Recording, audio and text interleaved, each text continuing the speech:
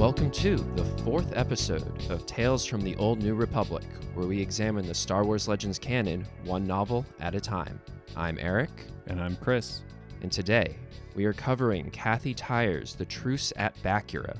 This book was released in December of 1993 and takes place immediately after Return of the Jedi. As always, we will try to keep Legend spoilers confined to this book, but any movies or shows are fair game, especially if Anakin Skywalker may have had a cameo in it. So, we're done with the Thrawn trilogy, finally moving on to a different author, but still something that I at least have some familiarity with. This is the third time that I'll be reading, or that I've read The Truce at Bakura. The previous time was in early 2020, right after seeing Rise of Skywalker, and as sort of a palate cleanser, I at least started to try to do a full EU reread. Got decently far, but I started with this one, so it was a very low bar to clear from having come out of Rise of Skywalker. Before that, the first time I read this was in 4th or 5th grade, and I actually used this for a book report when we had to do a science fiction book, which I can't imagine what my teacher thought when I submitted a summary of that I must have written assuming everybody knew everything about Star Wars and probably came out as pure gibberish and nonsense, and the other kids in the class were doing Wrinkle in Time or something like this, and I'm just coming in hot with crazy aliens showing up and all this Star Wars lingo. So I think I did that one or two other times in elementary school, so probably explains some things about me now. What were your memories of this, Chris, if you had any? Yeah, so I thought I had read this book because I specifically remember the opening scene where it takes place right after the Battle of Endor, but I do not remember a single thing from anything else in it, which makes me think I maybe just read the first couple chapters and either got bored or I specifically wanted to read that part. But ironically enough, I think this time reading it, I was way more interested in the rest of the book and kind of wanted to just get past all the stuff at the beginning. So yeah, I don't know. One question I had before we jump into it. So I remember this being called Truce at Bakura, but then I also, in prep for this podcast, I looked up the scene from Star Wars Rogue Squadron 3 Rebel Assault. There's a level called Battle at Bakura, and I'm pretty sure they call it Bakura. I'm fine with calling it Bakura for the for the duration of this, but I don't know if you had an official source on your pronunciation. I mean, the Rogue Squadron game would be the only reference, I think. I've always said Bakura, and Bakura is the name of the main bad guy in Yu-Gi-Oh!, so I'd rather not refer to it as that. Okay. But yeah.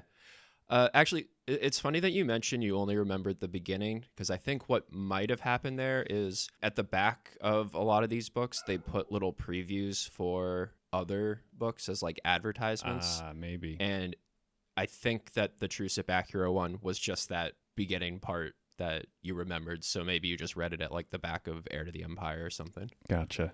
Makes sense. Mystery solved.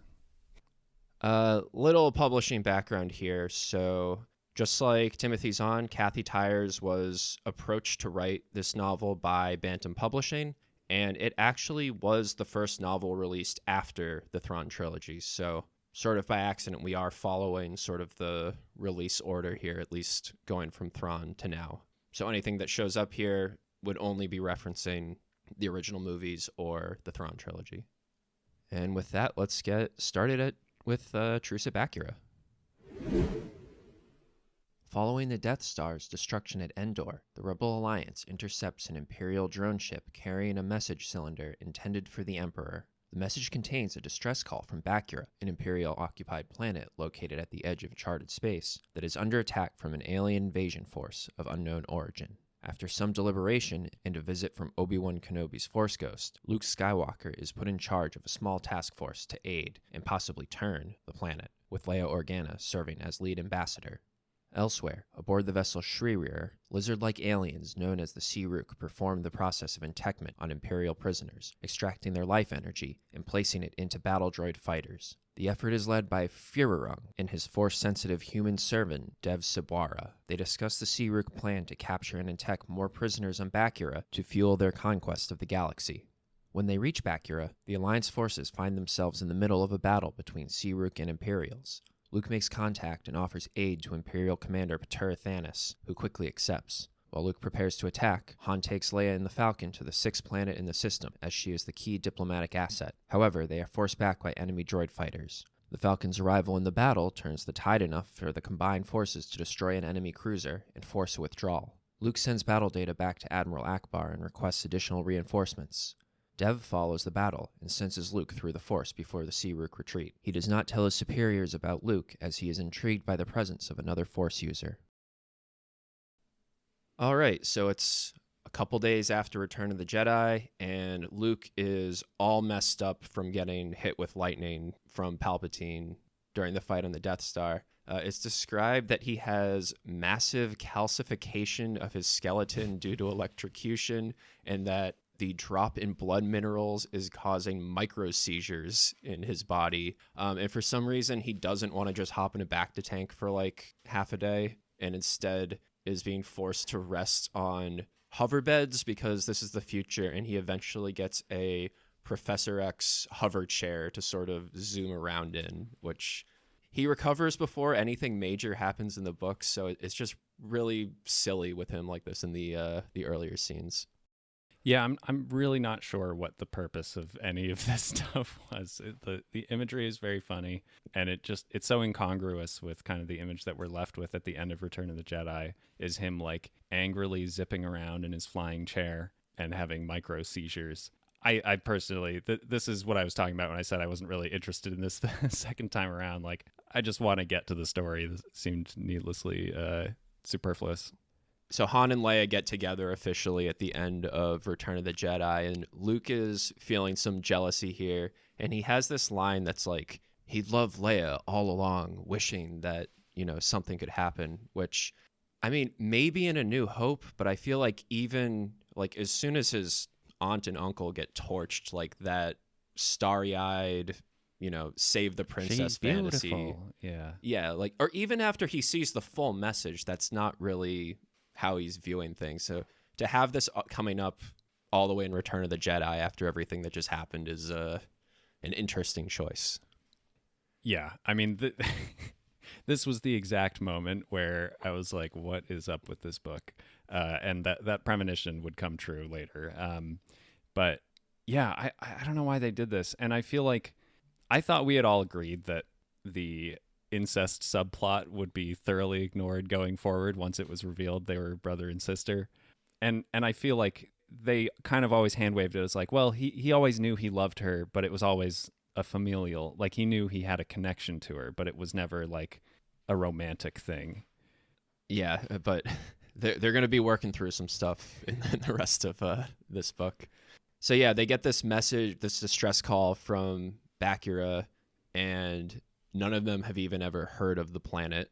I mean, actually, Wedge went to Bakura in Rogue Squadron 3, is what I was going to say, but then I was like, oh wait, wasn't he was like in a bacta tank during this whole meeting or something, so maybe this all fits into canon and it's totally fine.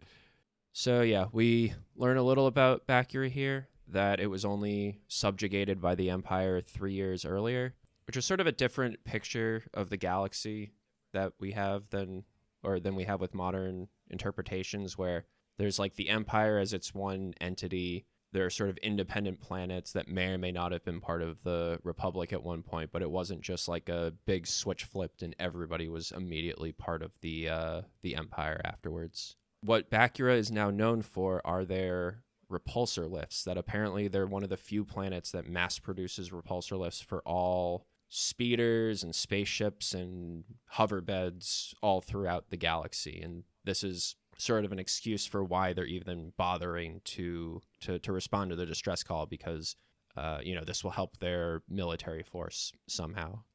Yeah, the impression I got from reading this was that it was like they were just borrowing concepts from the Thrawn trilogy right away, where in that book, Thrawn kind of seizes control of food production and other things to support his army. And they're like, well, what else can we seize control of? Repulsor lifts. All right, good enough. I mean, it's kind of good because it sets the foundation for that concept later. But I don't know, it felt very derivative. At least this first segment of the book felt like they were just kind of trying to copy what was there. Obviously, it goes in a wildly different direction. Yeah, I mean, even having sort of this like council meeting with Mon Mothma and Akbar and all of them is a lot more like Heir to the Empire than anything in Return of the Jedi. I mean, I know like the same characters are there, but sort of the way they're discussing things is much closer to Zahn's portrayal. Right. So we get a big Force vision here where Luke sees himself fighting a lizard alien and he's got a robot body, and then Obi-Wan shows up and gives him a bunch of exposition and tells him exactly what he needs to do for this whole plot, that he knows details like Palpatine made contact with the invaders, and now Luke has to like save the whole galaxy by going there. I'm not sure how I feel about Obi-Wan having sort of this omniscient view of everything and of future events. Like, he tells Luke to go to Yoda in Empire Strikes Back, but that's because he knows Yoda and knows where Yoda was. He's not this like all-seeing guardian angel that's constantly helping Luke with stuff. Yeah, totally agree. And I think the vibe that he gives is very similar to his appearance in, like you said, Empire Strikes Back, when he just like shows up and says, "You must go here," and that's it. Whereas the last we saw him, just a few days prior in Return of the Jedi, he's just walking around talking like a normal person. Like, he's not this mysterious ghost. And I was always under the impression that the whole idea is that as Luke goes through the movies and grows more strong with the Force, he gets a more direct connection to the Force ghosts. Like in the first movie, he's just a disembodied voice. And then the second movie, he's kind of like a spooky ghost. And in the third movie, he's just like sitting on logs talking like they're having a chat. And so for him to kind of revert and regress back to this vague, mysterious messenger just didn't seem right. And again, the whole thing is like, why even have him show up in the first place? They had all the decision-making capabilities they needed, and Luke already had his Force vision. Well, it leads to this weird situation where the next day he goes back to Akbar and Mon Mothma and is like, Obi-Wan visited me in a dream and told me I needed to go here. And they're all like, oh, wow, then I guess you're in charge if Obi-Wan Kenobi said you could. Yeah. And I realized that the rebellion was like, you know, they say, may the Force be with you. And, you know, they were the Jedi supporters. But I feel like even the strongest Jedi supporters aren't just like, oh, you heard it in a dream, we're going to let you do everything. Like that. That seems so strange. Yeah, it was very convenient, it felt, for them to all just be like, oh, okay, that sounds right to me. Yeah. And so Luke gets put in charge of this task force, which is only a single small carrier cruiser, 5 gunships, and a corvette, which is supposed to help fight off the supposed thousands of alien ships that are invading. But Luke is very excited about getting his first command here, because it's the first time he's been in charge of anything beyond just a squadron, which, again, he's sort of acting like this, you know, starry-eyed little kid, like, oh boy, I get my first command. But he's given command of the Flurry, which is captained by the Virgilian Tessa Machisco, who is just a human. I don't know why they referred to her as, I mean, I guess that's the planet she came from, but there are a bunch of aliens and they're, you know, pointing out the alien races. So I didn't realize she was human until I looked it up after this. Yeah, they made a point to call out that there were a bunch of people that were from whatever, it might have been the Virgilians or whatever, but yeah, I was confused too until I was like, oh wait, they're humans, but then there's also aliens of an unspecified origin. Like, why even bring it up? Because it never comes up again. Mm-hmm. Luke also mentions like, oh, I've been studying up on tactical tests, so I'll be ready to command the battle when we reach it. It's like, he really should not be in charge of this mission if that's how he's thinking.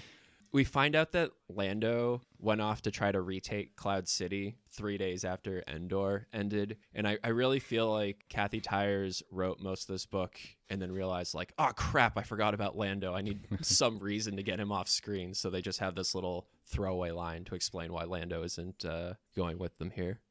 Well, and that's the thing is like, I wish the book were about them going to save Cloud City. Like that sounds way more interesting to me. And they're all just like, oh, we have to go liberate Bakura because it might be nice to have at some point. And it's like, but Cloud City already is a valuable asset that we want to preserve. Like, what are you talking about? So yeah, and that whole segment of them discussing why they should go, it was so unrealistic to me that they would be this gung-ho about starting another armed conflict right after their giant battle where they had so much of their forces wiped out. Akbar mentions that they've lost 20% of their forces, which seems low to me. I was under the impression that the majority of their assault force was, like, that was most of the Rebel Alliance, and if they lost this battle, they wouldn't have 50% or however much. Like in the movie, ships are getting blown up constantly. Basically, everyone dies. But yeah, instead, Luke is like, oh boy, a new adventure.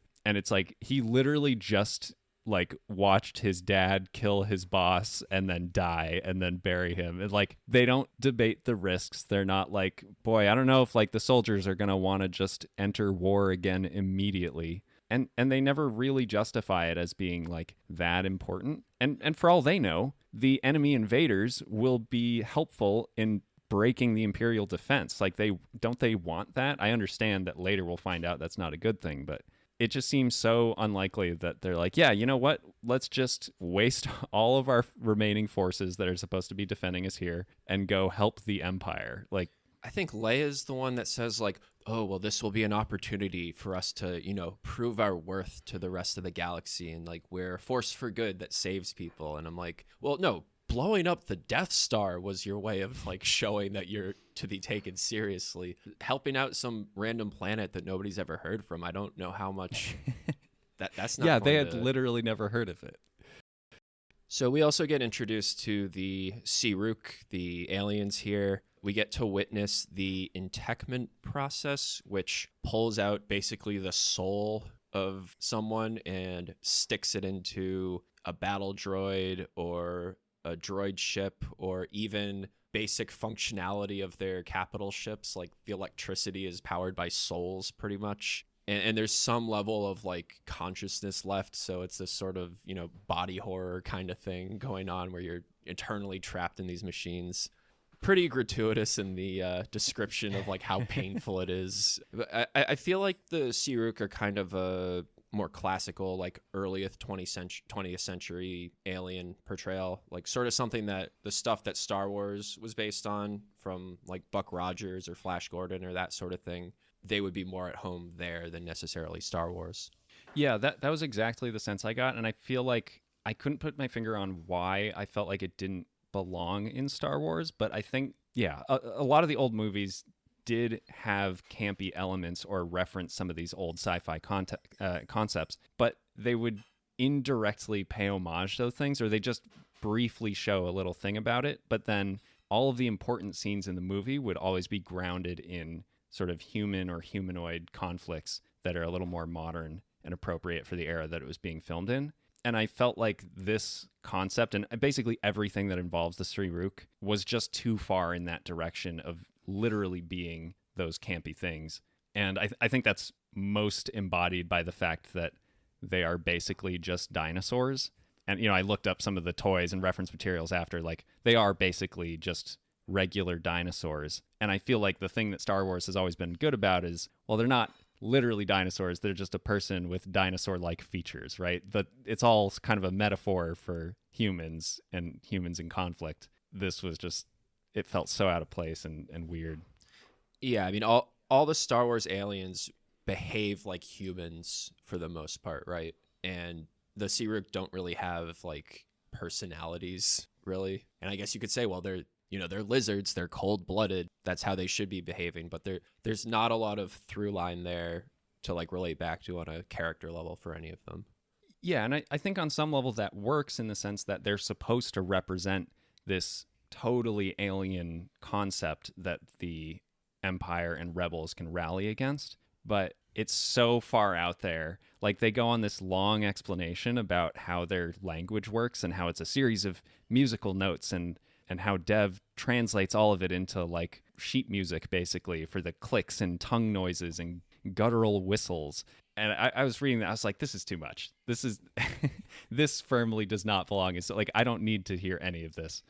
Yeah, so we find out they have these servants called Poex that are basically just smaller lizard people that are like the slaves in their society, and they also will use entekment on the Poex, but their life energy isn't as good as humans, so that's why they're doing this invasion. Dev is indoctrinated to believe that entekment is like something, a great release from the pains of life, and he wants to be intact, and that's used as like a carrot for him to keep helping them. So he's pretty strongly indoctrinated here.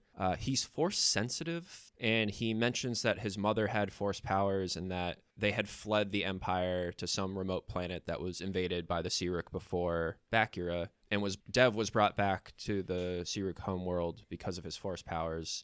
Which raises a lot of questions because they say that the Sirik are force blind. So how they even identified him as somebody of worth is, I don't feel like there's a good answer there.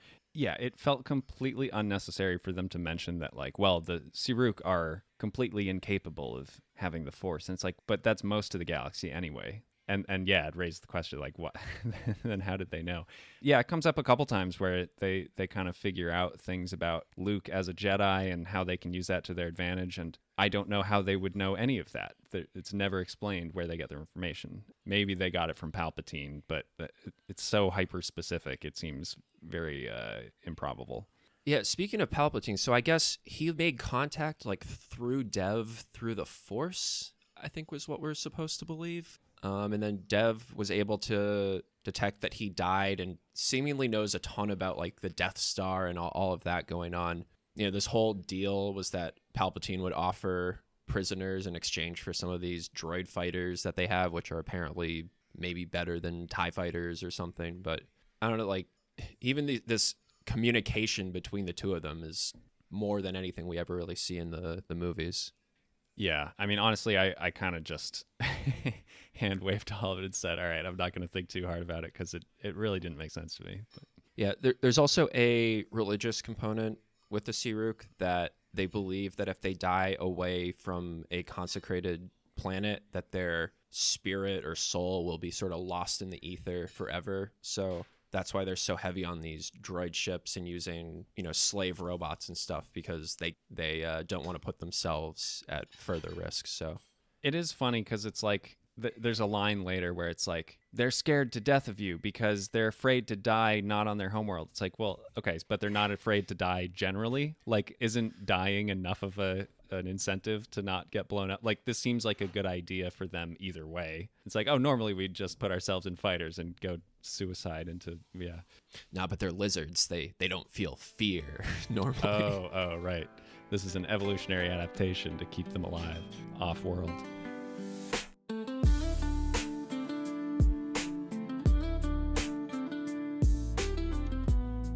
Luke's party reaches Bakura while a battle's going on. Luke reaches out to the Imperials as fellow humans, even though they have a bunch of aliens on the ship. And he's like, well, they don't need to know that. I don't know. This is just like classic centrist liberal that just discards minorities the second it's like politically inconvenient for him. And I don't know, given all the like anti-alien racism they're about to encounter, it seems kind of messed up that he's, hello, fellow white supremacists. Yeah, totally. You know that thing that everybody just sacrificed themselves for a few days ago? Don't worry about it. Yeah. They bring something called the Battle Analysis Computer that was created by General Dodonna that like is this chat GPT that gives them battle commands, and it's constantly updating like the probability of winning this battle is 75% after we made that move. And this is never seen again after this book. I don't know. It doesn't really serve any function here. It's this weird thing that got introduced here. Yeah, well, it's the problem with any situation in Star Wars where they have computers doing tactical stuff. I think in the Clone Wars TV show, they had tactical droids running space battles. And that I'm more okay with because the entire enemy army is droids. And so having like a unit that's sort of more intelligent guiding it fits in the universe better. But yeah, as soon as you just have like a computer that is doing it all for you, it kind of makes the rest of the humans flying around in spaceships pointless. Because yeah, realistically, they should all just be using battle droids all the time. And yeah, I think they mentioned it was from General Dodonna because there was that one time in A New Hope where he gave the PowerPoint presentation on how to blow up the Death Star. But it's like, didn't his engineers come up with that? Like, he didn't come up with the tactics personally. Well, maybe his special computer was what analyzed the plans for the vulnerability. Right. I know we've sort of been tracking the space expressions that have been coming along. There's one here where I think Luke says, well, if wishes were fishes, calamarians would be giving orders at Alliance HQ, which they kind of already do, right? Isn't Akbar like in charge of the military? But Exactly. Yeah, they make up the bulk of their fleet. I mean, that's kind of racist too. I don't think calamarians want to be called fish. Like they're cephalopods, if anything. And yeah, and then elsewhere in the book they use the phrase like boiling a butternut instead of like boiling a frog, because I guess frogs don't exist in Star Wars. But butternuts do. Yeah. We meet these droid fighters that the Searook have. They're described as smaller than a normal snub fighter, but they have stronger shields, so I guess that's why Palpatine was interested in them. I do have a complaint with just trying to follow the action here, because the Alliance sent Rogue Squadron, Red Squadron, and Gold Squadron. Wedge is with Rogue Squadron, but I feel like you can't do Red and Rogue. Choose one or the other, because Wedge flew in Red Squadron 2 days earlier, and just, trying to keep track of who all the people are, constantly getting confused, like which one is Wedge and which one is this other squadron. Yeah, I had the same problem, and it again kind of linked back to this idea that they're trying to tie everything really closely to the Thrawn trilogy, where Rogue Squadron by that point has sort of been reestablished and is doing, whatever they do. But Red and Gold Squadron was a designation specifically created for the Death Star battle, both of the Death Star battles. Yeah, I think he should have just stayed in Red Squadron, but I don't know. So we see that Luke is kind of terrible at this whole battle command thing. Right off the bat, Captain Minchisco decides to pull them out of Lightspeed further away from the planet, because you don't know what you could be walking into, and it was the right call because a battle was going on. If they had followed Luke orders, they would have been, in the middle of it immediately. He sends all his fighters out and leads the capital ships vulnerable. Rogue Squadron's in trouble, and he just sends people to go help them, even though it would endanger everybody else. And even through all this, he's like, command's kind of terrible. I just want to get in my X-Wing and go blow stuff up. I don't really like this. Yeah, I don't know why he didn't just let the actual captain captain it. Like, they're the one who's experienced in this kind of thing.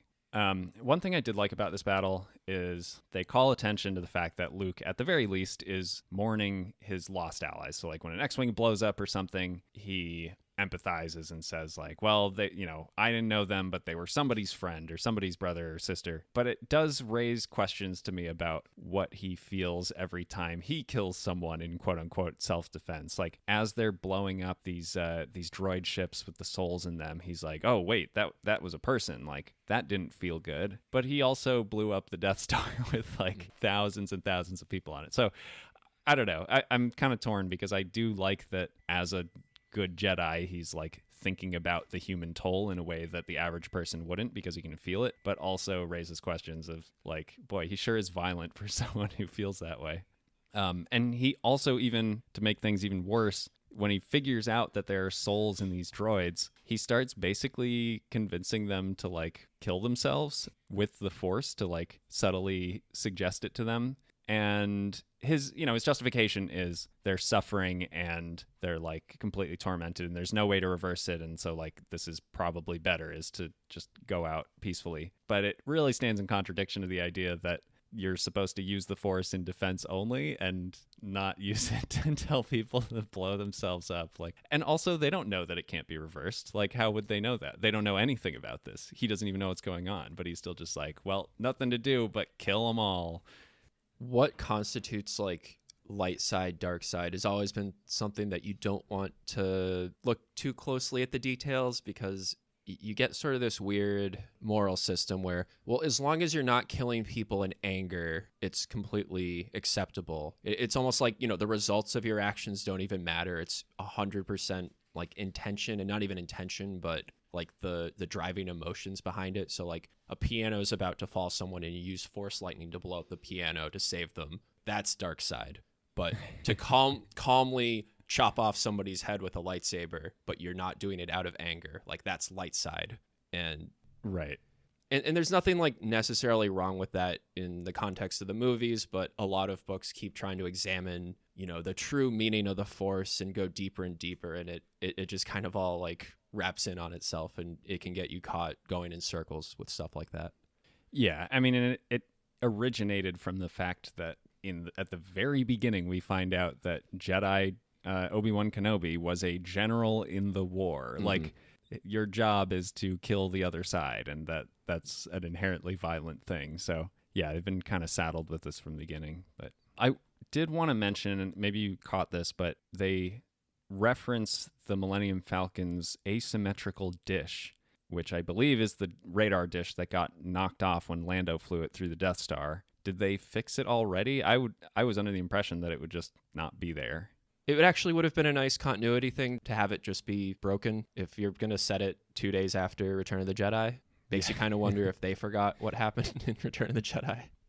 Last thing here, and I'm not sure exactly how we talk about this, but while Han and Leia go hide during the battle, Leia is dealing with the revelation that Vader's her father. Han can sort of sense that something's been wrong the last few days, and so he asks Chewbacca to make some modifications to the main hold that, quote, weren't exactly in Kraken's field guide, so we get a Kraken mention here. And I guess he just thinks, like, make it a little easier to relax in there. And apparently the way Chewbacca designs it is like Austin Powers' airplane with, like, shag carpet everywhere and, like, a rotating heart bed in the middle.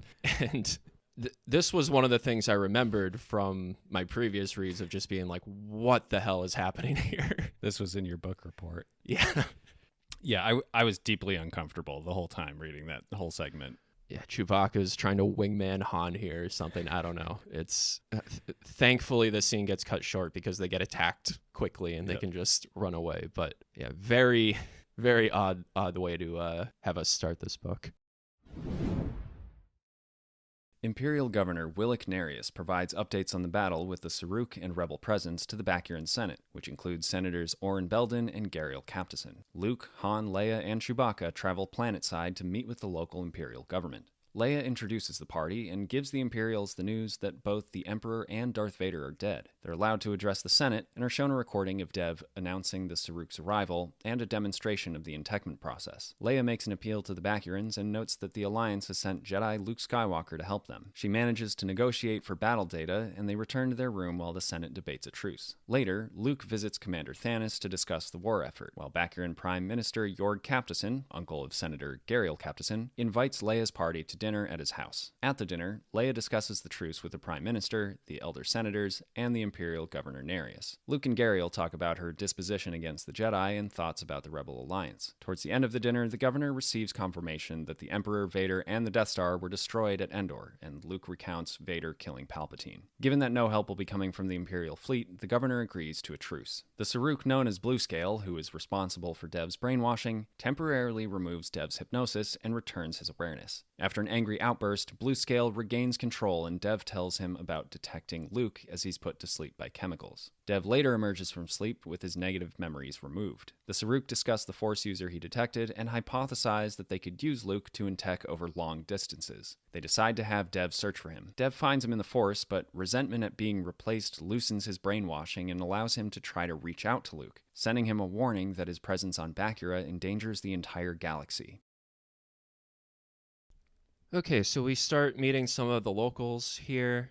We get introduced to the Imperial Senator Gariel Captison, who is a member of the Bakuran Senate, but she did her post-grad work on Coruscant, or Imperial Center, before returning to Bakura, and her uncle is the Prime Minister, so a bit of a Nepo baby situation here. They do go out of their way to mention that she didn't have a very high opinion of all the Imperials she met on Coruscant and also doesn't really like the Imperial governor here. We find out that the Bakurans follow something called the Cosmic Balance. It's like their local religion, which is this karmic system where one person experiencing difficulties means that somebody else will prosper somewhere else. If good things happen to you, that means something bad could happen somewhere else. And that, they try to live a life of humility because this.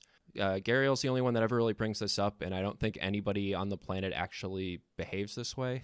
But this is supposed to be their sort of guiding principles. They also mentioned that back before the Imperials took over, Bakura wasn't very united, and there was a lot of conflicts, and they were maybe even close to a civil war before the Empire showed up.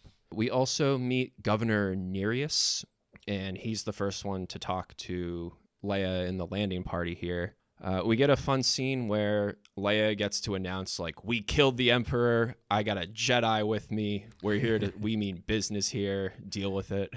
Yeah, that's like definitely the fantasy part I was waiting for was, oh, you're a governor of some backwater planet. Well, we killed the Emperor. But yeah, Nereus mentions that the Emperor should not have trusted a Sith Lord, referencing Darth Vader. My question is, A, were Sith Lords common knowledge? And B, are we supposed to know what a Sith Lord is at this point? Like, the audience, I don't think that was common parlance. But yeah, and then the fact that he knows Vader was a Sith, but not Palpatine, is also interesting.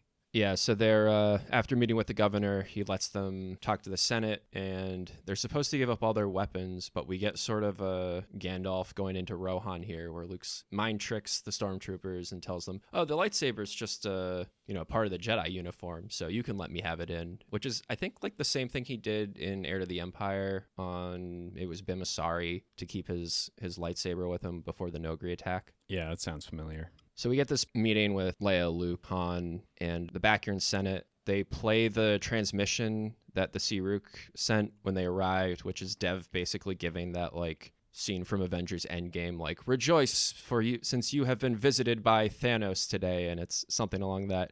Dev makes mention of being invited by Palpatine, and nobody ever really seems to, like, take issue with that.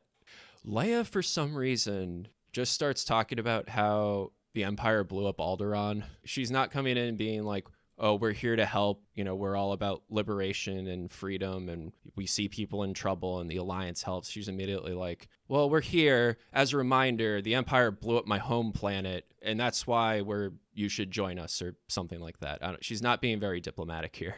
Yeah, it completely contradicts her whole original intention of being like, yeah, we want to show them that we're not just another dictator, but instead is just basically saying things that can't be validated by the people in the room, and immediately stoking tension with the current regime. Yeah, because, I mean, the only objective here is just to get them agree to a truce, and instead Right. she's being all dramatic about Alderaan. So, like, after this meeting, an Imperial captain named Dorigan approaches her, and he's from Alderaan, so he's like, it's such an honor to meet the princess, and he kisses her hand, which makes Han jealous for some reason. But then she doesn't mention the Death Star when she's talking to the guy from Alderaan that's with the Imperials, where, like, that maybe would have been the time to mention it, not to the general Bakura Senate. Yeah, that was very odd. So a little later, Luke goes to visit Captain Thanos, who's leading the Imperial defenses. They bond a little bit.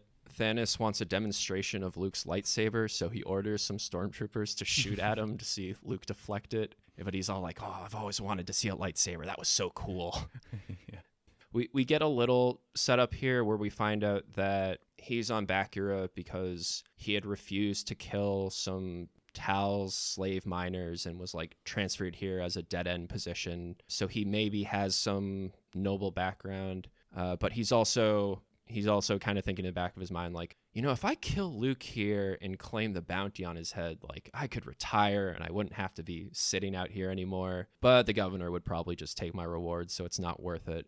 They're kind of setting him up here as, not so different, you and I kind of character with him and Luke. Yeah, I really liked this scene. I mean, now in modern day, we've seen so many, Imperial redemption stories that it's tired. But with the context that this hasn't really been done much, I did like that they showed, he's still definitely evil. He's just one among slave miner bosses. He's one of the nicer ones, and they're able to give him a little bit of nuance. And I really like the thing that follows after, where he's kind of speculating if Luke would be strong enough to fight his way out of the entire garrison. And Luke's just like, if I had to, I would. And I just love that little moment. I wish more Luke moments were like that, as showing kind of where he's at in his Jedi arc. And yeah, having the two of them as sort of the counterparts of each other from the Rebels and the Imperials, going against each other in verbal combat, I very much enjoyed. Yeah, so we get to this dinner party. I was going to take issue with There's a scene with Gariel where she's on a repulsor bed, and I'm like, how many repulsor beds are we going to cram into this book? But then I remembered this was the the place where all the repulsor lists come from, so it makes sense that they're showing up here, and they're not just, inserting them for no reason. Find out that the governor is kind of a creep towards Gariel, and he gets like really mad when he sees Luke chatting her up, just, to add to the creepy villain. Luke has a very strong reaction in the Force when he initially scans Gariel and has to use the Force to calm himself down. So basically, like, his heart jumps out of his chest, and he had, he's like, "Awooga" when he sees her, which is, I don't know, not really in sync with anything we've seen from Luke in the previous 3 movies. But this does bring us to a new segment called One-Off Love Interests of Luke Skywalker.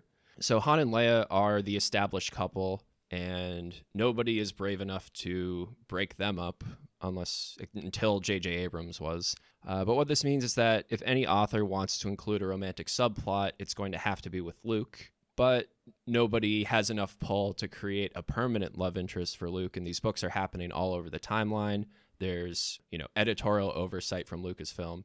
So it creates a situation where just in a lot of these books, there's a character that shows up, has a brief romantic subplot with Luke, and then is never seen again. So to track this, we're going to look at how is the character as a love interest, how does Luke behave as a love interest, and how is this romantic subplot overall. So right off the bat here, we got pretty incel behavior from Luke. He's pretty obsessed with Captain pretty much immediately. He mentions that the situation is probably too serious to focus on personal matters, but his desperate love for Leia all those years ago set so much in motion, and if only Gariel needed to be rescued like Leia did, maybe I could do something here, which is, I don't know. Again, we're just rolling back to how he was at the very beginning of A New Hope here. Yeah, this is like pre-Sand People timeline in A New Hope. And I do have to say, rescuing women as the only way to impress them is a very short-sighted or very naive way of approaching things. But come on, Luke, you can't just introduce yourself and be like, "Hi, I'm Luke Skywalker. I blew up the Death Star." Yeah. That hasn't been working for you. Yeah. I've been reading the X-Wing comic books in preparation for the next episode, and if he spent any time with Hobby and Jansen, they would have taught him how to speak to women. All they do in that comic while they're not flying ships is try to pick up girls. So I don't know. It doesn't get this whole thing off on a good foot. Yeah, and I mean, it also goes in the same direction for Gariel. Up until this point, the book has had a very serious tone, and it was so jarring from the moment she's introduced how differently this scene and every scene with her is written compared to everything before it. Luke is just incapable of doing anything because he senses so much incredible emotion and layers and complexity from her. And just immediately she reads like a fanfic OC character. She even has the hallmark of an OC, which is she has heterochromia, just to be a little bit more quirky than the other girls. They constantly talk about her flowy skirts and the color of her hair and everything. It's like they never do that for anybody else. It's just her written in this way. And again, I think maybe to some effect that's good because it's written from kind of the perspective of Luke fixating on these things. But even when it's an omniscient narrator, they still call attention to the way she wiggles her toes under her desk. And it's like, okay, this is more than I was expecting. But yeah, and so this starts when he first sees her in the Senate building, hasn't even spoken to her at this point. But then they get seated next to each other at this dinner with the Prime Minister, and Luke just has this Anakin level obsession with Gariel here. But he does kind of manage to get her to warm up to him a little bit. They discuss sort of the local politics. They mentioned that, well, now that the Death Star has been destroyed, Bakura might be in for some rough times because the governor is going to have to do some purges in order to instill local fear, which is a weird thing to commiserate over, but at least, he's got some sort of topic of conversation here. Yeah, this confused me because the way Return of the Jedi positions it, it's news to everybody that there's a second Death Star being built in secret and we have to go blow it up. it's unusual that just some random senator from a different planet would know about this, or that anybody would kind of just casually be like, oh yeah, well, there's the second Death Star. Like, how do they know about this? Yeah. We find out that she has a very strong anti-Jedi bias because it conflicts with the cosmic balance that she follows, that because Jedi gain so much power, it must mean that it's like hurting people elsewhere. Which, first of all, she's a senator, so like she's gaining political power. We find out later that Bakura is not a democratic republic, that the senators just come from the families that originally settled Bakura, and like those 8 families just pick and choose new senators to be appointed. So your family's been consolidating power here for like hundreds of years, and apparently that doesn't violate the cosmic balance. But in response to this, Luke says, Yoda and Obi-Wan taught Luke that the Force embraced all religions. First of all, no, they didn't. I don't think that was ever a topic of conversation while he was in the swamps on Dagobah. I wonder how that clashes with the Siruvi religion and their whole consecrated planet. But what this really just reminded me of are, I don't know if you've seen Jenny Nicholson's video on the church plays where for the Easter pageant every year, they take like a movie and perform a very high production value play, but make the main character Jesus. And at some point in the movie, he gets crucified and then comes back. They actually did a Star Wars one where Luke is Jesus in the crucifixion as he gets put in carbonite. The plays will just be the normal dialogue and plot from the movie, and then randomly we'll just be like quoting some Bible passage in the middle of it, and it just sticks out so much. And that the Force embraces all religions just stuck out to me, like that sort of thing. Yeah. So Luke tries to arrange a second date here and is just turned down immediately. But because he saw that Alderaanian Imperial kiss Leia's hand before, he just does it to Gariel, which is like the creepiest thing you could do in this situation. It's so out of place. Yeah. So we'll keep an eye on this. It's going to dominate like a good portion of the book. Something I found really funny here is that Leia decided to wear a bracelet that the Ewoks gave her, and having this artifact from the teddy bears that defeated the Empire, and she's going around just like shaking hands with all of them. Was really funny to me. Yeah, it's great imagery, and like this is a thing that keeps coming up in the book is they just like have something on hand. They're like, oh yeah, the Ewoks gave this to me right before we left. It's like, how much stuff did they give you? Like, so during dinner, they get confirmation that the Emperor is dead and the Death Star blew up. So like they know no help is coming, and they're going to have to join they're going to have to accept help from the Alliance. And Luke does confirm that he saw, Vader throw the Emperor down the reactor shaft, and that he had Force powers. And Senator Belden is all like excited by this, and he's like, "Oh, how'd you escape the Death Star?" And Luke mentions that, yeah, I mean, I was just dragging Vader's body down the hallway, and the stormtroopers seem to have a pretty good sense of like, I don't want anything to do with that. They just let me leave. He does have to say like, okay, I was there when it happened. I didn't personally murder the Emperor. Like, I know that could cause some diplomatic issues here. There's a scene around here too where just Leia is going through some computer text or something, and she thinks to herself, a photographic memory would have been useful here. I don't know if that was a nod to the fact that in the Thrawn trilogy, they have a character called Winter who has a photographic memory, if this was trying to set that up, or if it was just an offhand thing. Yeah, I mean, you'd think that there wouldn't be that much inspiration taken from Heir to the Empire, because this book did come out like right after the Thrawn trilogy, but there are sort of a lot of callbacks, or at least a lot to indicate that Kathy Tyers did read maybe at least the first book there. Around this time, the Sirook become aware that there's a stronger Force user that's shown up. Just want to point out the names of the Sirook that are discussing this. We've got Bluescale, which isn't his actual name, but they call him Bluescale. We have Furirung and Ivpicus. And those are our 3 named Sirook that we have to track through the book. And I don't really know the difference between any of them. They're all just, like you said, like dinosaurs But yeah, it does lead to Dev reaching out to Luke, telling him, you being here could endanger the entire galaxy, because if they can tech not just somebody in a chair, but over long distances, they could just wipe out planets that way, which really does bring into question why Obi-Wan Kenobi sent him here in the first place if it's such a risk. And Luke is even like, this seems like it might have been a bad idea. So there's this dream sequence where Luke kind of like morphs into Dev, and it reminded me, they call attention to Dev's skin color like multiple times about how dark it is.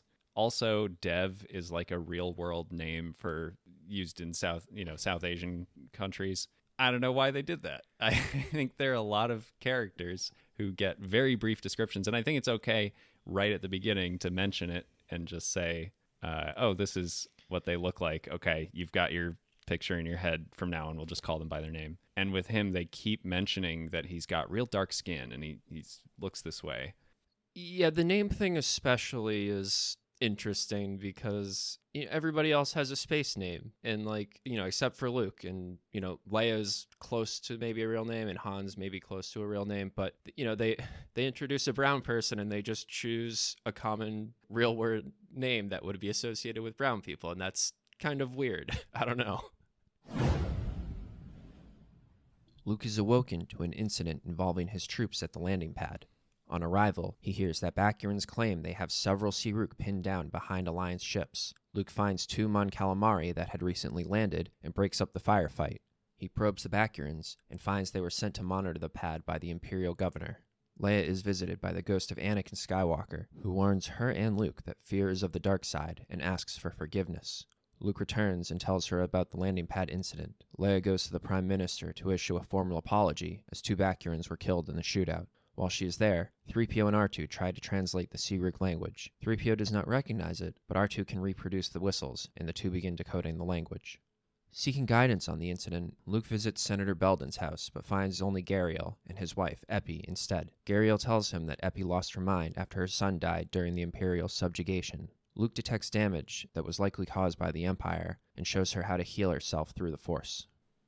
Dev makes contact with Governor Nereus, and offers for the Siruk to withdraw if he can hand over Luke. Nereus agrees, but plans to find a way to have Luke die after he hands him over. One of Gariel's aides intercepts the communication and alerts her of Nereus' offer. She visits Luke at his lodging, and has her staff deliver food, as they believe Nereus may try to poison Luke. Later, Luke and Leia discuss Anakin's visit. Meanwhile, the Siruk use Dev to test a new entekment chair intended for Luke, and successfully entek Puek remotely. They spend several hours testing the machine before erasing most of Dev's memories. While the Imperials and Alliance prepare for the next attack, Nereus subtly scans Luke for the parasitic eggs that he planted in the food he ate with Gariel. With confirmation, he delays the offensive until the next day. Leia joins Senator Belden and Prime Minister Captason on a speeder ride away from town, and they discuss Bakura rebelling against the Empire. They use a sonic canceller to prevent eavesdropping, but notice Imperials following them, and Nereus and stormtroopers arrive to arrest them. Leia tries to take Nereus hostage, but is stunned. R2 and 3PO crack the Siruk language and find evidence that Nereus is handing over Luke and of an imminent Siruvi attack. So we meet some local Bakurans here who are the most cartoonishly racist people possible when they open fire on some Mon Calamari thinking that they're Siruk, and give this big we don't like their kind around here, we want them off our planet sort of conversations that's happening. And the Mon Cal kill a couple of them in the firefight, and now Luke has to go apologize to the Bakuran government. Even though we know that a lot of humans are supposed to be prejudiced, and it's that their characters were so over the top. Yeah, that they're willing to just go and get shot to death because they want to make a racist point. I don't know. We get this odd conversation with Luke and Machisco here, where she's heading back into space, and she says something like, "I just have this feeling that this will be the last time that the two of us meet," and then she leaves. And I guess they're trying to foreshadow this stuff, but I don't know. Are they trying to say she has some force abilities and is looking into the future here, or it just came out of nowhere? Yeah, I was trying to figure that out too, and then spoilers, she dies later. They don't resolve this. It's just oh, she just knew she was gonna die. Yeah, I don't know. So Leia gets a visit from Anakin, presumably the Sebastian Shaw Anakin, not Hayden Christensen, so old man Anakin. And he immediately says, I am forgiven, but I have much I wish to atone for. I don't know how he's going to atone for anything. He's a ghost now. This does sort of give me the impression of like somebody's seen a priest right before they die and confessing all their sins and that, absolves them from anything that they did in their entire life, even if they weren't, religious before that. But I think it's awfully presumptuous by Anakin here, expecting Leia's forgiveness, because that seems to be, he's mainly trying to get her to forgive him for all the stuff that he did to her. Yeah, this whole sequence was hilarious to me because you think about like what his arc is. I just feel like the role of a Force ghost is not to wander around and be like, we're cool, right? Like, if you actually want to help people, you can use your power to help them the way Obi-Wan did. So, I don't know. I agree with Leia through this whole thing where she's like, this is ridiculous that you're just like showing up in my bedroom unannounced, being like, love me, I'm your daddy. And just, yeah, it's so bizarre. He even gives this insane line that, from a certain point of view, blowing up Alderaan was actually good because it drove people to the Alliance, and maybe the Empire wouldn't have been defeated otherwise. And, like, that is 100% not what Obi-Wan was talking about when he mentioned a certain point of view. How dare you weaponize it that way? Yeah. And yeah, so his only other purpose here is just, she's like, tell Luke that fear is bad and fear leads to the dark side. Just, the things that Yoda was saying to him constantly. That he already knows, yeah.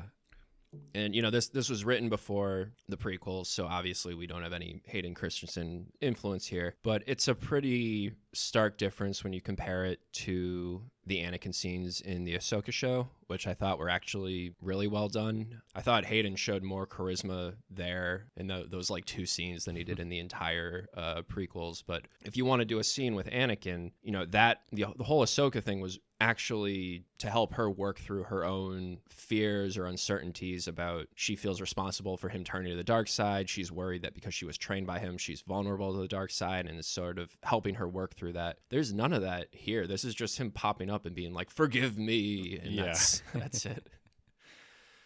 So Luke meets Epi when he's looking for the wife of Senator Belden, and he uses the Force here to help her mend her mind, which was most likely something was done to her by the Empire. And I did like the explanation here that everybody can use the Force to some extent, even if it's a very small amount, or everybody but the Siruk, apparently, and that he basically just shows her how to sort of fix her broken mental pathways herself, but it's still like her using the Force to do this, because I know like some of the more recent stuff has had this, everybody can use the Force to different levels, but I think it's good to have at least some element of that, and it's not just Force user, non-Force user, and them completely separate. Yeah, I mean, I think the point that the newer content has tried to make is that like the Force does flow through every living thing. Like that is by definition how it works, and so it stands to reason that people would have lesser or greater amounts of it, and that like, yeah, Luke and his family are especially strong in it, and that makes them superbly powerful. But like in theory, that means there are people who are just barely able to use a little bit of Force here and there. But yeah, I did like that it wasn't literally, he just sticks his hand over her and basks her in glowing light and is like, now you're healed. There's some kind of like, well, I can't do that directly, but I can help someone do it themselves. I did kind of like that. Yeah, so Gariel is also just taking care of Epi here. So she talks with Luke a little bit. She's trying to figure out, how powerful Luke is and, what exactly Jedi can do, and makes some comment like, so could you just hop in an X-Wing and go wipe out all the Siruk in space right now? Simp Luke in his head is like, if you ask me to, I might. For some reason, like there are multiple descriptions of Gariel's bare feet just throughout this whole scene, which really stands out compared to everything else. So yeah, they have their little like dinner date later because they think that the governor is going to try to poison Luke. And, Gariel's still talking about her religious objections. Luke thinks to himself that 5 years ago he would have just run off with her. So I guess they're trying to like acknowledge that he's grown since then, even though his behavior doesn't really impact it that much. Yeah, I was very interested in the fact that he mentions that a Jedi feels no passion. And, if he were to give himself over to this kind of thing, then people could manipulate his emotions and make him lose control. And, I think at the very least, this is pretty prescient for the direction that George Lucas would take this in the prequels. In a way, it's ahead of its time here, where they're kind of recognizing that, like, okay, if a Jedi is this like super powerful being and they have a lot of attachments, especially like a love interest, then that makes them more susceptible to turning to the dark side. And, I'll leave it to the viewer to decide if it was done better in this or the prequels. But yeah, it's just interesting to see them approach this concept as well. We also get a little reversal here where now Gariel is getting lost in Luke's blue eyes, and we're put in the crazy situation where Luke is somehow like the bad boy that she's drawn to, and it's like, oh, he's so dangerous, and that's appealing to her, which is so different than like everybody's conception of Luke is just like the Boy Scout. Yeah, like Han has been that archetype in every other movie. Exactly. They discuss the Empire, and she claims that the Empire has been a net positive for Bakura. It makes some sort of like Palpatine has the trains running on time argument here. Her parents were killed in like the purges that were happening when the Empire took over, but I guess they paid for her grad school, so like they're cool now or something. I don't know. Yeah. I definitely got that vibe. And yeah, her justification, I don't know how much the author was trying to expressly say this or just point it out as a false dichotomy, but it did read to me very much as like, oh, this is classic liberal infighting where these like non-fascist societies can't stop arguing with each other over how the government should work, but a strong fascist dictatorship knows how to make things work. But, I mean, and in the rest of the book, we find that like, okay, yeah, the Empire is pretty bad and they do bad stuff and it is worth overthrowing them. But I don't know, I was just reminded of that. Yeah, so after they have this conversation, Luke's thinking more about the cosmic balance and decides that, it's a bad religion because if you took it to its logical conclusion, there will be no free will and everybody would be exactly the same and there'd be no independence. It makes me wonder if this whole commentary is like some anti-communist screed or something here. Like, I know it was written like right after, the Berlin Wall fell and like the Soviet Union dissolved, but it's such a like weird thing to put in to begin with, and I'm just wondering if you got that vibe at all. No, I mean that's kind of what I was saying. It's like I couldn't quite put my finger on what the author's actual perspective was on some of these political things. How much of it was like the characters stating their intentions versus, the author injecting their opinion. But it wouldn't surprise me. Yeah.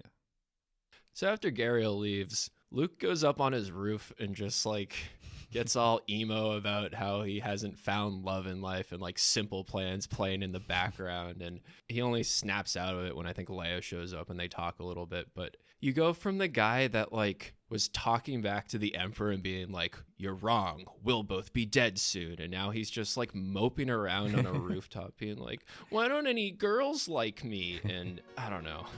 This happens a lot, but this scene especially really stood out to me.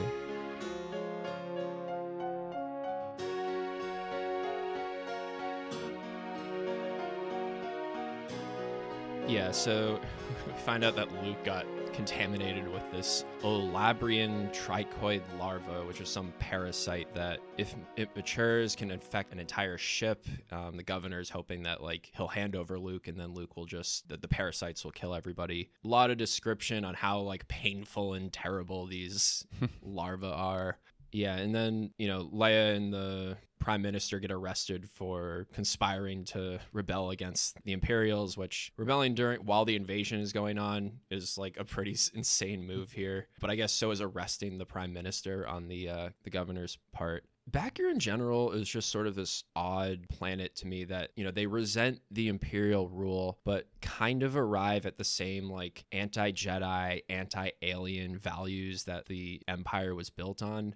And I guess, it's sort of, they're trying to send Luke and everyone into like enemy territory. So you need even like the locals to be pushing back a bit. But it's riding this weird line where, the prime minister and sort of the other locals are still harboring anti-imperialist sentiments, but also not really breaking from any of the imperial norms. Yeah, I was really trying to figure out, like, what is the point they're trying to make? Are they trying to say that, a society like this is susceptible to imperial propaganda and that, like, as long as it provides some benefit to them, then they don't care? Or is it, on the other hand, that there is this brewing rebellion forming and this was an unwanted thing that was placed upon them? Because, yeah, the scene at the bar where they shoot the Calamarians is, like, kind of contradictory to the idea that everybody actually resents imperial rule.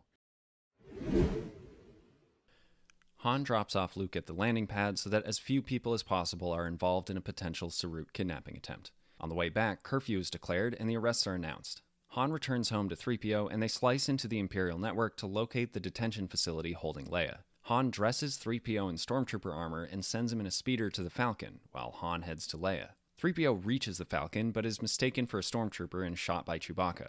On the way to the jail, Han notices that riots have broken out due to the arrests. He crashes his speeder into the prison building as a diversion and reaches Leia. They climb through vents to escape and make their way to a new speeder. The Imperials pursue, but eventually X-Wings arrive to provide cover. Gariel goes to tell Epi that Belden died in custody, only to find that her mind has been cured. Epi works a control center leading the revolt and gives Gariel a hacked stormtrooper comm frequency. She returns to her office in R2 to transmit all the information from the governor's office to the rebellion and disrupt the stormtrooper communications. She and R2 then find Luke at a cantina near the landing pad. Stormtroopers Dev and Saruk enter the cantina, and Dev asks Luke to join them. When they suggest taking Gariel, Luke refuses and they attack. In the ensuing fight, Luke stuns the stormtroopers and kills a Saruk, but Gariel is hit by a stun beam in the crossfire. Luke continues to fight as R2 drags her to safety and manages to use the Force to break the indoctrination in Dev. However, while he's distracted by Dev, Bluescale knocks him out with his tail. The Saruvi fleet launches its attack. Gariel recovers in an Imperial medbay before being brought to Nereus. While they observe the battle, he tells her that she was infected with the parasite meant for Luke and provides her the cure, though he expects Luke will infect the Saruk. An unconscious Luke is brought by the Saruk and Dev in a shuttle through the Bakuran defensive web to their own cruiser, and wait at the new entekment chair for him to awaken. Dev debates killing Luke to spare the rest of the galaxy, but just as he decides to strangle him, Luke mind controls a Poex slave to destroy a console, killing the lights. All right, so we get this confusing scene with Han and 3PO that I'm not even really sure why anything happens here. First of all, they're just able to break into like the prison security because the Bakurans don't like droids, so they aren't ready to deal with a droid trying to hack into something. Yeah, I was confused by this. They already had, like, they could have just swapped R2 and 3PO and this would have made more sense, but for some reason 3PO is able to hack into stuff now. Whatever. Yeah, and then so Han puts stormtrooper armor on 3PO and puts him in a speeder, I guess so he can drive to the landing pad with the Falcon because like martial law has been declared, so like they can't just freely travel on the streets anymore. But they're also trying to make it look like he's chasing Han or something, but then they split up anyways. And then predictably Chewbacca doesn't recognize 3PO and just shoots him when he comes on the ship, so he's like blown up during the rest of this book. I don't know, I could barely even follow like what was supposed to be happening during this part. Yeah, me either. The whole plan of like, oh, we have to make it look like C-3PO is a stormtrooper that's chasing me, but then also I'm like openly shooting other stormtroopers. It just, yeah, it felt very clumsy, and I feel like they could have cut some of that out. And I mean, ultimately it just gets Han to the prison to, break Leia out here. Yeah, so once he gets to Leia, he uses his vibro knife to cut a hole in the ceiling. And they like crawl through the vents or something. And I thought this was funny because in one of the Thrawn books where they get attacked by the commandos on Coruscant, they're like, well, why don't we're trapped. Why don't we just cut a hole in the ground and go down a level? And I think Han or somebody is like, no, Thrawn will expect that. He'll have troops waiting above and below us. And I remember at the time being like, that's ridiculous. Like, how would he know that? And now I'm like, oh, okay, they're setting that up here, that they will just climb through the ceiling. How Thrawn would have learned that, I don't know, but at least the idea of like, okay, this is a thing that they can predict made sense to me. We find out that Epi has been cured basically because of Luke's help, and she's pretty much a like proto Marva here from Andor, like organizing this entire resistance that's happening on Bakura. Yeah, this was one of the most surprising things to me, is that this book of all things would be sort of the spiritual predecessor to Andor. You have a lot of the same ideas. You have secret conversations. You have their like official vehicle is bugged, or they have, they don't trust the people listening, so they take secret calls, and there's this simmering rebellion happening on the ground, and there's this sort of grassroots thing going on. I loved all of that. I thought it was great. But it again, it's very jarring going from this like hyper realistic revolutionary story to lizards chaining people to tables and sucking their brains out. Like, what is, I don't know. Even after everything, Effie tells Gariel about how like the Empire killed her son and then like lobotomized her basically, and all this other. Gariel knows that the governor is about to turn Luke over. It still takes like a little more convincing for her to switch sides and actually help with the revolution here. I guess once she does switch, she's like 100% on board, but she seemed like so entrenched in the Imperial ideas before that, and then all of a sudden it's like, all right, I guess I'll just, because like my friends are rebelling, I'll rebel with them. But she doesn't really have any like conviction towards it. We get to this cantina confrontation here. Luke said he was hoping for a chance to save Gariel, so now he gets to go into action and, flip all over the place and chopping off limbs and doing all this stuff. It's pretty convenient that the Siruk beam cannons can't be deflected completely, that they're special, so they can only be sort of diverted, so he doesn't just immediately wipe out everybody in the bar. I think it's funny that he makes sure that he only stuns the stormtroopers, but has no problem with just mowing down. Killing's bad unless they're the alien lizards, and then it's fine. But yeah, it's a fun scene here. For some reason, Bluescale decides to bring Luke's lightsaber with them after they knock him out, the one thing that you really shouldn't do. But yeah, we finally get an action scene, which, we're sort of waiting for a while here. Yep. I also thought it was a pretty good fake out here where, Dev is trying to communicate with Luke in the Force, but you actually think that Luke is like about to get strapped into the entechment chair here before, he comes back alive and cuts the power. We do get a little hint there where Dev notices that there's no bruise on Luke's head from when he got whacked on it, implying that he's sort of like been force healing himself as he's feigning being knocked out. Luke frees himself from his restraints with the Force and kills several Siruk, though Bluescale and Firarung escape. After sabotaging the entechment chair, he and Dev make their way through Siruvi forces and traps to reach engineering. On the way, Luke engages Puek and Bluescale, whom Dev attacks from behind and kills with a paddle gun. Luke starts to feel the effects of Nereus's parasites, but is still able to damage the engine room and disable the ship's engines. They find that all escape pods were jettisoned, so they head to the bridge. Han and Leia reach the Falcon and fly into space to aid in the defense. Leia detects Luke on the main enemy cruiser and gives the order not to attack, but Thanos finds out about the parasite contagion and orders his forces to destroy the cruiser to prevent its spread. Han and 3PO try to warn Luke while the combined forces gain the upper hand and force the Siruk to retreat except for the disabled cruiser. Thanos, who has orders from Nereus to betray the rebellion under threat of being sent back to the mining colony, immediately attacks the rebels, destroying the Flurry and Manchisco. Luke surveys the battle, but keels over from the parasites. While trying to stay conscious, he has Dev fire the cruiser's ion cannons at the Dominant. They are interrupted by Firarung, but the Dominant returns fire, rocking the bridge. Firarung is killed on impact, and Dev is severely injured. The Dominant is distracted long enough for the rebel ships to regroup and for Rogue Squadron to attack and disable it. Gariel watches the Empire turn on the Alliance as the riots reach the governor's office. Nereus prepares to execute the Prime Minister when Epi's forces breach the office and capture him. Luke heals himself with the Force and holds out long enough for his friends to board the cruiser and retrieve him and Dev. Luke contacts Thanos and convinces him to surrender the Dominant and himself into their custody. Dev receives treatment, but his injuries are critical. They hear about the revolution from Epi and bring the Falcon down to the planet. Nereus refuses to turn the planet over, and after getting his hands on a blaster tries to shoot Luke, fearing the parasites. Luke deflects the blaster bolt back at him and kills him. Thanos agrees to take the remaining Imperials off planet. Dev says some final words to Luke before he succumbs to his injuries. After Luke rests, Gariel tells him that she plans on staying on Bakura to help the planet recover. The remaining rebel forces receive a request from Akbar for help with a battle against a new group of Imperials, and after laying Dev to rest, they leave the system. So yeah, I've been kind of waiting this whole book for Luke to just, for all these unsuspecting aliens to just get demolished by a Jedi, because this whole situation is kind of beneath Luke. He spent his time fighting Vader and the Emperor the day before, and now it's these like backwater Imperials and these aliens that don't know anything about the Force, and we finally just get to see him run through a bunch of them.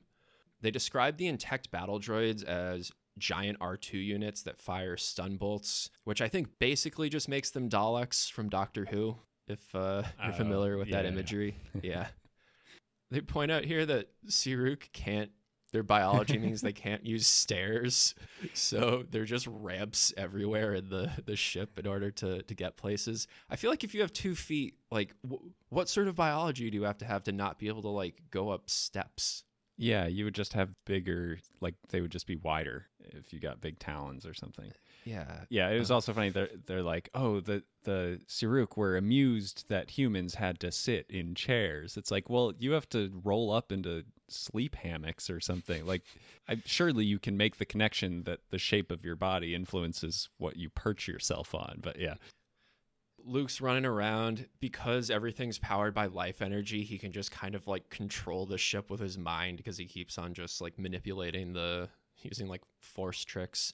We get Dev blasts Bluescale's head off and, kind of has this fit. And Luke's like, you touched on the dark side there a little bit, but, you kept it in check. And, given everything you went through, and it's probably fine. It's justified. Like a little anger is okay in this situation. Yeah.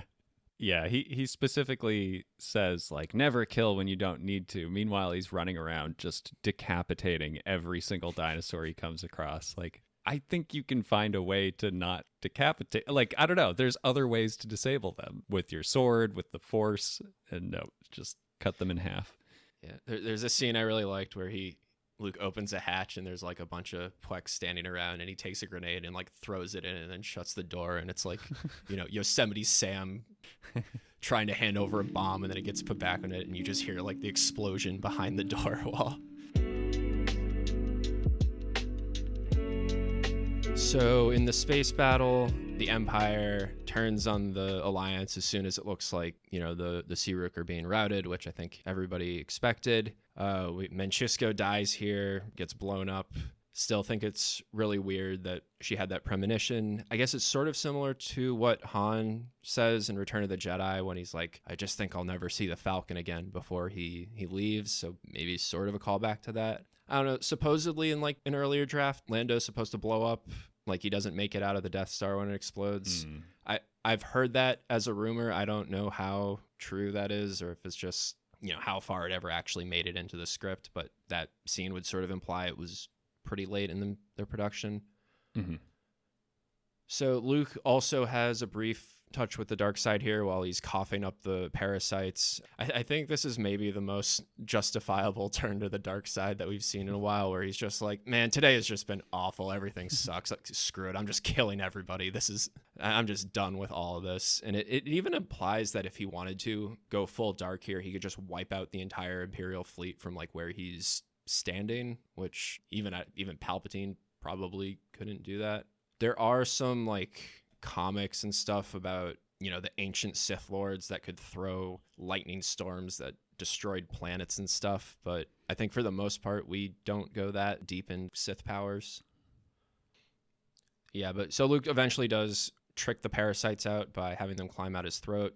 He only kills one, or they only mention him killing one, which I thought was like, oh no, is this other parasite gonna come back or do something? But it doesn't. I guess they just only mentioned one. I will say they said this parasite could wipe out a whole planet if it, just gets unleashed. That's a very bad parasite. That's not a way for the parasite to survive if it just kills everything in like a matter of days. Like the whole point of a parasite is you live off of the host.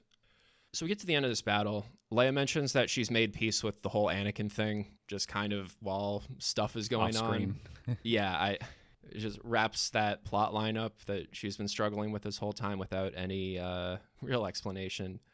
Dev is about to die, and like Luke is going over to like hear his last words, and Leia for some reason is like, "You're gonna lose Gariel if you don't talk to her right now. Like, you need to go talk to her. And it's like, there's a lot more serious stuff going on here. Yeah, this is potentially the first apprentice to the new Jedi Order. Like, yeah. He's dying.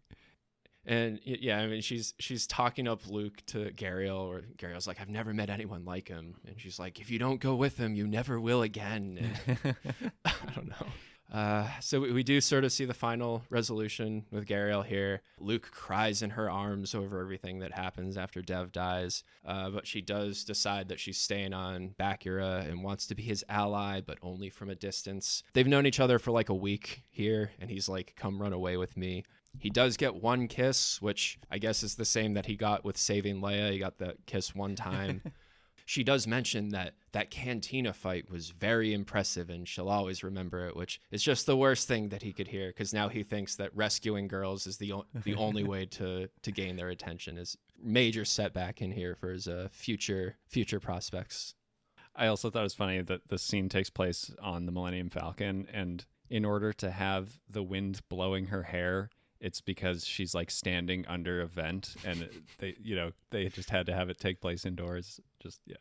Yeah. So that gets wrapped up there. Luke mentions that they're just sending all the Imperials home and that they don't take prisoners of war, with the idea that, we'll let them go and then they'll tell other people that they were treated well, and that will help like spread the word about the Alliance. And this is just insane. Yeah, and like, I can understand if they have this policy for regular army troopers who are mostly conscripts, mostly against their will. But like, the stormtroopers in this universe, in this version of Star Wars, are the people that have self-selected to be basically the SS of the Empire, right? Like, they are the emphatic, like, true believers.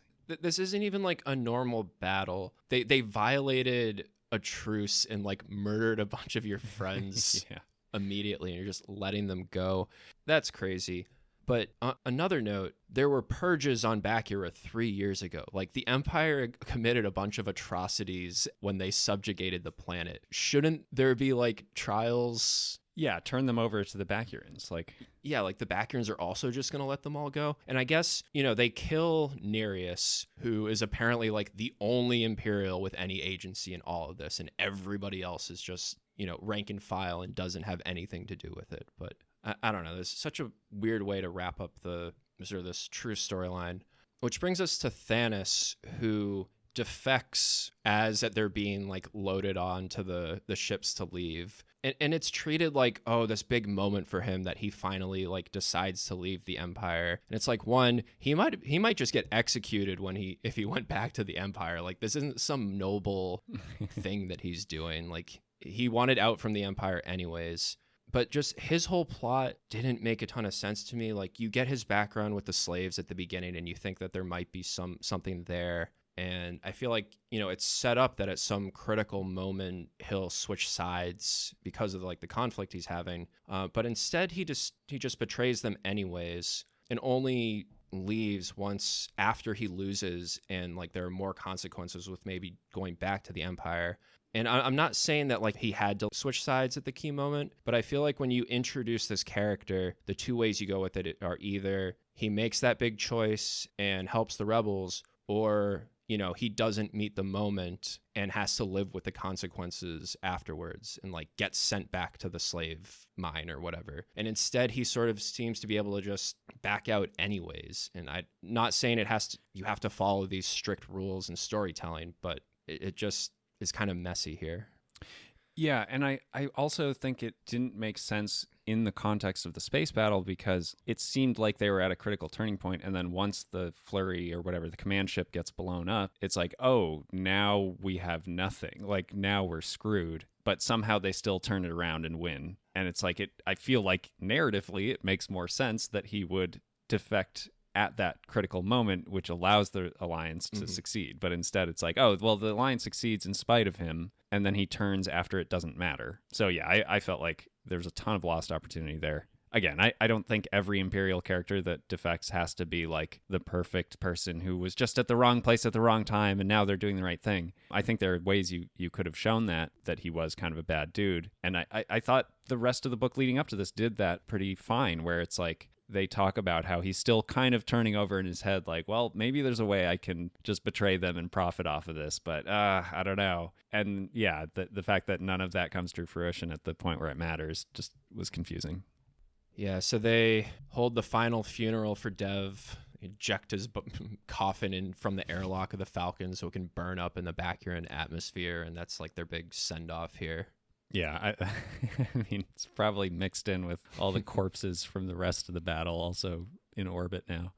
Yeah, one of the parting lines in the book is Luke says, "Light endured, and so did darkness. He would choose daily." And it was a little corny, but I do think, if nothing else, this was a good representation of the struggle between the light and dark side, at least in terms of a Jedi who has the choice to do both. The benefits of using the dark side in anger seem more obvious in the scenarios that he's put into, where he's just like, look, I could just kill everyone here and all my problems would be solved. It's more convenient to do that, but he still has to kind of pull himself back and be like, all right, no, let's figure out a way to do this peacefully. Like, we're not just going to kill everybody. And that theme extends to the way he treats the Empire after all the battle's done and everything. So I did like that. Maybe could have been handled a little better in certain places. And then I did like that Dev as a character near the end of the book, as sort of his like earliest apprentice, even though he dies immediately, is kind of foreshadowing his fears about what it's going to be like if he or Leia ever have Force sensitive kids, because they're going to have the same problem of like, how do you teach somebody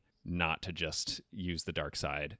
And I guess, we'll see more of that. Obviously, in the Thrawn trilogy, Leia had her kids, so that's going to become something eventually.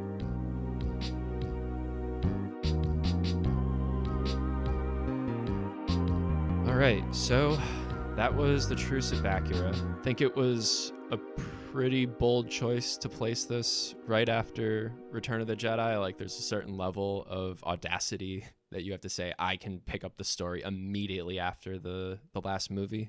Yeah, well, this marks the beginning of the time-honored tradition that every millisecond of the Star Wars timeline has to be accounted for and then sold as a book or something. But I think my biggest problem is that it just didn't need to be. There was nothing about this book that necessitated it taking place immediately after Endor. And in fact, I think a lot of the writing contradicted that concept, where characters have all these traits. Like you said, that Leia behaves more like her character in Heir to the Empire, where she's more concerned about rebuilding or building out the Republic and being this diplomatic person instead of like a guerrilla fighter. And like Luke, he has all these bright-eyed ideas about being given command and dating and whatever. And so it's also dipping into traits from the earlier movies. And honestly, like the whole opening sequence where they're still in orbit around Endor, it feels like the book is irritated to even be there, and they're just trying to get them as quickly as possible to the next conflict. When if you're going to do that, I would much rather they sit in that for a bit and work through, okay, what are we actually doing in the aftermath of this giant battle? And instead they just decide to push it aside and go do other stuff.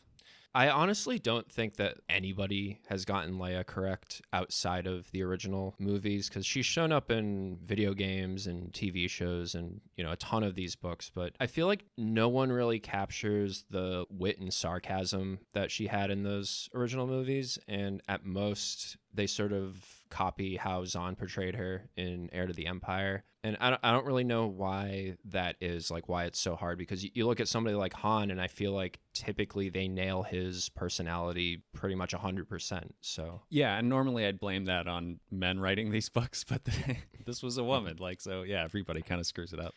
Yeah, I mean, Han is basically Han in this. He does keep calling Luke Jr. for some reason, which... I mean, he calls him kid fairly often in the movies. I don't know why they switched over to Junior, but that was just the one thing about him that like stuck out with me in this. And yeah, I guess, as a whole, parts of this book I thought were kind of dumb, but it did pick up once the fighting starts. And I think maybe the last 30% of it was pretty strong. But there's just sort of a lot of kicking around Bakura, sort of waiting for that next conflict to happen after they initially arrive. The whole vibe I got from this book was sort of like a Dragon Ball Z movie from the 90s, where like all the characters are there and you have a lot of the similar elements, but there's just something that's not quite the same or not quite right. You're like, why is Piccolo here? Isn't he supposed to be dead right now? I do think the Sirook are interesting in concept. None of them really had a distinct personality. Only 3 of them are even named. And so I just feel like they weren't really explored enough for that. What did stick out to me with them, though, is that they had a lot more similarities to the Yuuzhan Vong than I remember. The Yuuzhan Vong are the antagonists in the new Jedi Order series, and they were actually a lot closer. So they're both aliens of unknown origin that are sort of invading that, the various forces in the galaxy have to team up to repel. There's this religious fanaticism with them. They have different technology. There's a torture chair that they strap people into. But as opposed to the Sirook, the Yuuzhan Vong culture and social structure is a lot more developed, and they have 20 books to do that, so that's kind of understandable. But you get more distinct, specific Yuuzhan Vong characters, and they're not just this generic monster race. What were your overall impressions of this book? Yeah, I think the latter third of it I enjoyed. I think the first 2 I was starting to get it was a bit much to get through. But overall, I still enjoyed it. Like I said, there were elements from Andor that I think I also liked. Got a little more nuance from some of the Imperial characters than I was used to in a lot of these books. Obviously, Thrawn was a really good one leading up to this, but it's certainly a unique entry in the series. If this were billed as something else and it were focused around some of the side characters or maybe just some random Imperial officer or something, I might have enjoyed it more. But because some of these characterizations of the main trio were a little off, it didn't totally work for me. I guess now is a good time to talk about some of the more bizarre elements in the book. I think there's kind of 2 major themes going on. So the more obvious one is that this is just a very horny book in general. There's the romance subplot, and there's the Han and Leia romance stuff, which okay, fine, but it is there's little bits of kind of BDSM. There's a lot of physical domination. There's a lot of torture that certain characters Dev is very interested. I know he's hypnotized and whatever, but frequently mentions how pleasurable it must be to get in tech, and they call attention to that a lot. And there's a lot of people being paralyzed and being sweaty and not able to control themselves, and the monsters. His interactions with the Sirook are definitely sexually charged in the way that he fawns over them and stuff. Exactly. Yeah. And the word choice in this book stands out so much. Basically, if there's ever an opportunity to use a word that makes you uncomfortable instead of the regular one, they'll use the uncomfortable. They use the word fondle and grope constantly. Oh, Han is groping around for just a thing that he's trying to pick up. Or, he groped the back of Luke's shoulder or something. They keep talking about how the lizard's breath smells and everything. And they talk about licking, and we've mentioned they use space metaphors instead of regular metaphors. And so in one scenario, Dev mentions licking Saruvi foot claws as a way of implying, oh, he's a bootlicker. But it's they could have said bootlicking, that's its own phrase, but instead he mentions their feet. Which brings me to Gariel's feet, which I'm glad you noticed it too, because there are so many mentions in this book. It's Tarantino-esque. It's what? Tarantino-esque. Is that a thing? Oh, Quentin Tarantino movies? With feet? Oh, yeah. Okay. I'm thinking of the scene in Pulp Fiction where they're dancing, but they're feet tracking shots constantly. There's Kill Bill when she's first gets out of the hospital and is trying to move her feet. Tarantino didn't direct this, but in From Dusk Till Dawn, there's a scene where Salma Hayek gives him a lap dance and he drinks tequila off her bare foot. Okay. Yeah, I mean, they just bring it up over and over again, and how she was wiggling her I had to double check because they mention her wiggling her toes more than once throughout the book. Yeah, and I'm not here to kink shame anyone. I won't even say don't put this in a Star Wars book, because there's going to be 10 million more of these, and we'll have plenty of kind of standard stories to look at later. But I think the thing that really pushes it over the edge for me is how much just like nasty imagery is also put alongside it. The whole parasite subplot where they describe in excruciating detail how awful it is and how it tastes and gets caught in his mouth and teeth and everything, and like the stench from the ship, and it's a nasty book. And I think everything else about the feed and the whatever I can kind of like compartmentalize and be like, all right, whatever, it's there, but I can kind of ignore it. But it's this whole thing, and again, like Return of the Jedi dipped into this a little bit with Jabba, right? Like they show it for a little bit how gross he is, and then they move on, and it's like a small thing, whereas this entire book is basically like you're sitting on Jabba's lap, is how I felt. Yeah, it's just every dev scene, they're describing the intechment process and like the burnt flesh and how like after they intech, their bodies just like decompose, and he's feeling their pain as it's happening, and then he just like also just gets tortured by the Searook randomly. And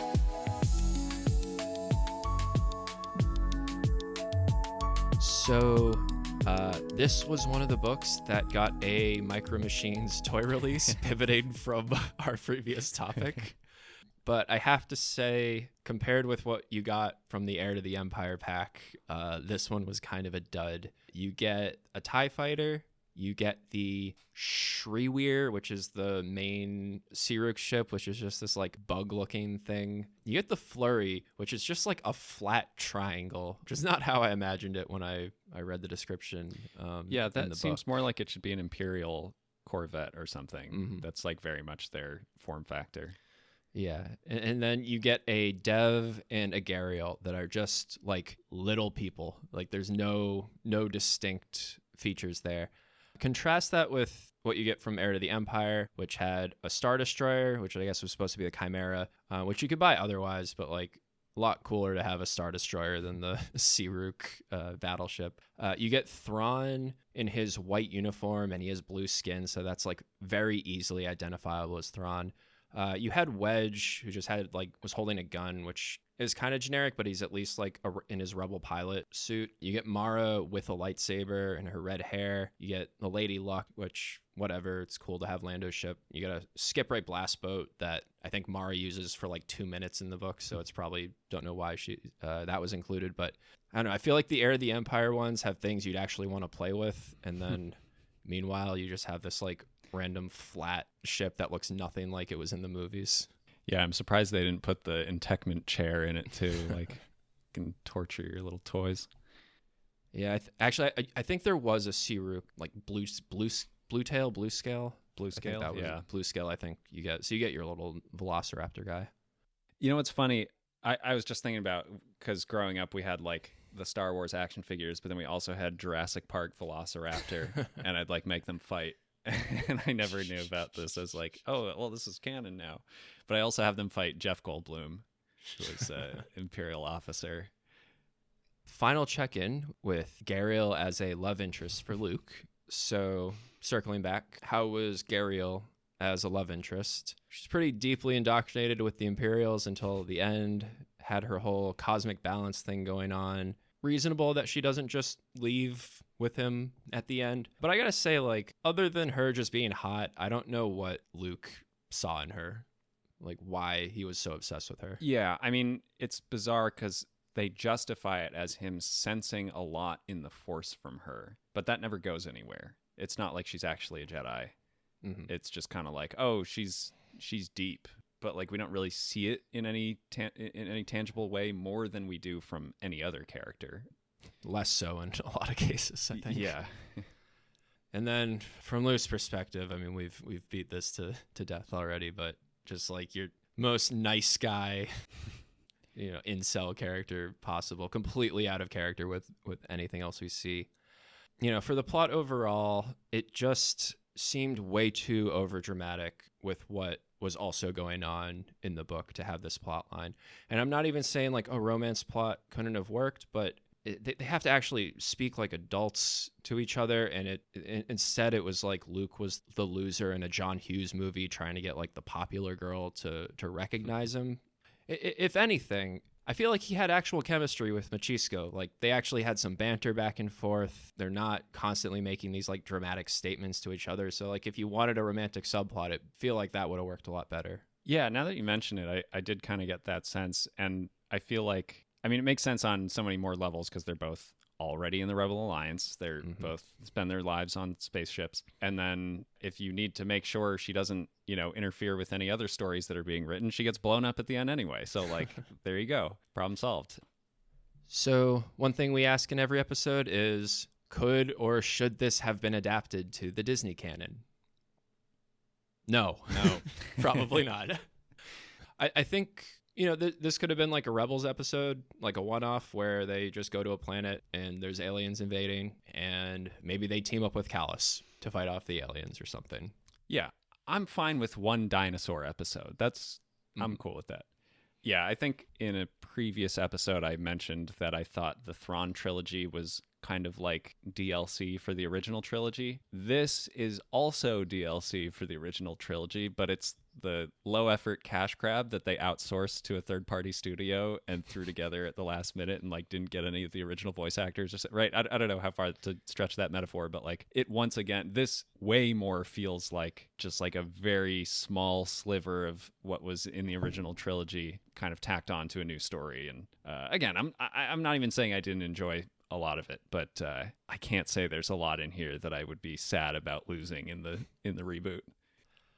Little more background on Kathy Tyers. So she started writing in the 80s. The first novel she published was called Firebird, which was a sci-fi novel in 1987 through Bantam. So that's probably where she already had a prior relationship with the publishing company and was probably approached because of that. At some point in the 90s, she took a sabbatical from writing and then came back and rewrote Firebird and its sequel Fusion Fire as Christian science fiction, and would go on to publish a few more sequels to those Christian versions. I'm not exactly sure what makes something Christian science fiction versus regular science fiction.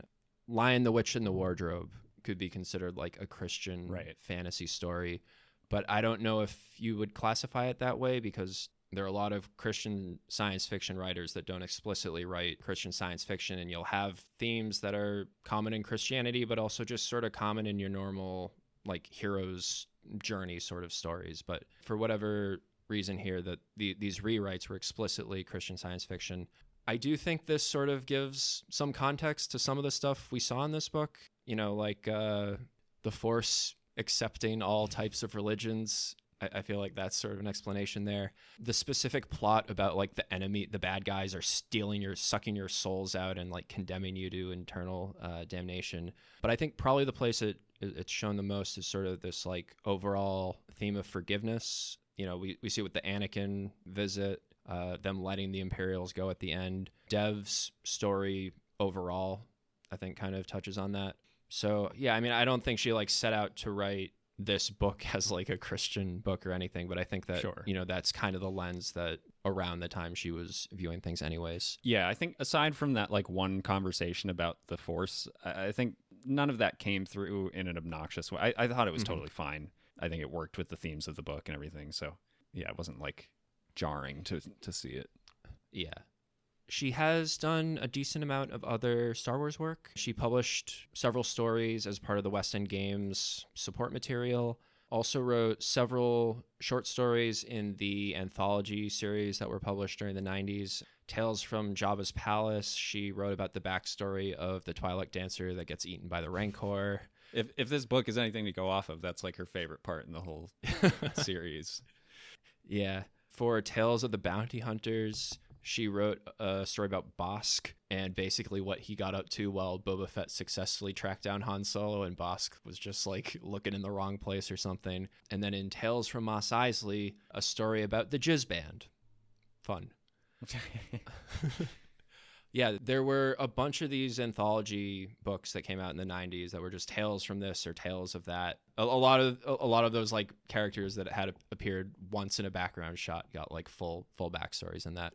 She also wrote Balance Point, which was the second hardcover in the New Jedi Order So the way that there were like 20 something books in that series, and the way they'd structure it would be there'd be a hardcover and then 3 or 4 paperbacks and then another hardcover. So the hardcovers were sort of like the major plot point things happening. Balance Point isn't my favorite book in that series, but it's not really anything to do with like her writing or the story itself. It's just that it comes at the quarter mark, and it's kind of like the lull in the story. And it's not the first novel, which is like kicking off all the action, and then from Balance Point the intensity really turns up. So it's, you know, there's no real issues with it, but it's not exactly the most memorable new Jedi Order book.